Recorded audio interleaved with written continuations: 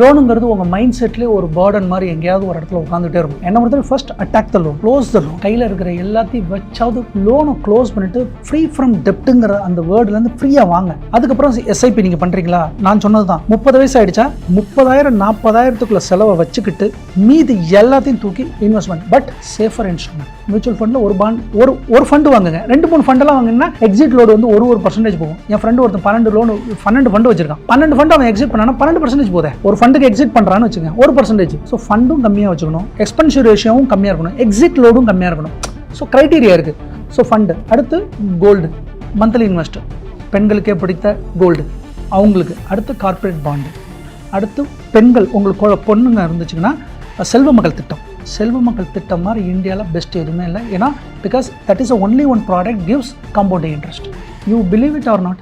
என் பொண்ணுங்க இப்போ மாதம் 2,000 சம்பாதிக்குதுங்க. எப்படி தெரியுமா? செல்வ மக்கள் திட்டத்துக்கு இப்போ வருஷத்துக்கு interest they are getting 30,000 by divided by 12 போடுங்க, எவ்வளோ வருது? They are earning 2,000 rupees per month. என் பொண்ணுங்க சம்பாதிக்குது. ஏன்னா காம்பவுண்டிங் இன்ட்ரெஸ்ட். ஓகே, செல்வ மக்கள் திட்டம் சொல்லிட்டேன், பாண்டு, கார்பரேட் பாண்டு சொல்லிட்டேன், எஸ்ஐபி மியூச்சுவல் ஃபண்டு சொல்லிட்டேன், மேக்ஸிமம் 2 தான் நான் சொல்லிட்டேன். டைரக்ட் ஸ்டாக்கில் பொலிட்டிக்கலி இன்வால்வ் இல்லாமல், அதிக நாய்ஸ் இல்லாமல், சிஓ எந்த கரப்ஷன்லையும் மாட்டாமல், டெப்ட் ரேஷியோ கம்மியாக இருக்கிற, புக் வேல்யூ அதிகமாக இருக்கிற நல்ல ஸ்டாக்காக நிஃப்டி 50க்குள்ளே இருக்கிறதா அல்லது டாப் மிட் கேப்பில் இருக்கிற ஸ்டாக்ஸாக வாங்கி at least unit to make it. அது ஒன்று முடிஞ்சு. அதுக்கப்புறம் போஸ்ட் ஆஃபீஸ் நான் சொல்லிட்டேன். FD keep something like 5 to 10%. And wherever there is a possible, you make a land or real estate. That is also you can go for it. But land or real estate சடனாக உங்களுக்கு வந்து huge மணி உங்களுக்கு இருந்தால் தான் போக முடியும். ஆனால் நம்ம மித்த இன்ஸ்ட்ருமெண்ட்லாம் அப்படி அவசியமே கிடையாது. அப்புறம் அங்கே மேனேஜர், சார் என்ன சார் நம்ம டிமேட்டுங்கிற என்ன சார் இது?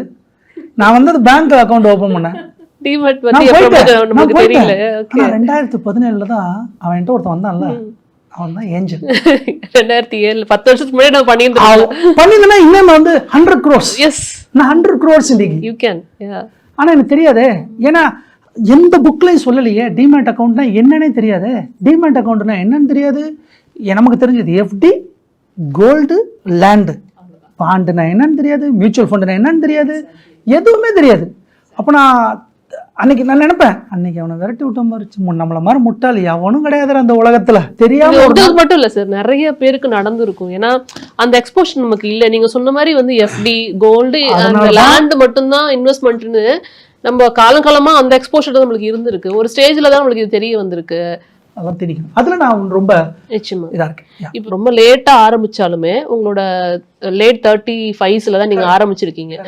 ஆனா ஒரு ஷார்ட் டேர்ம்ல ஒரு 41 இயர்ஸ்க்குள்ள வந்து நீங்க வந்து நீங்க நினைச்ச ஒரு கோலுக்கு வந்து வந்துட்டீங்க, ரீச் ஆயிட்டீங்க அப்படின்னே சொல்லலாம்.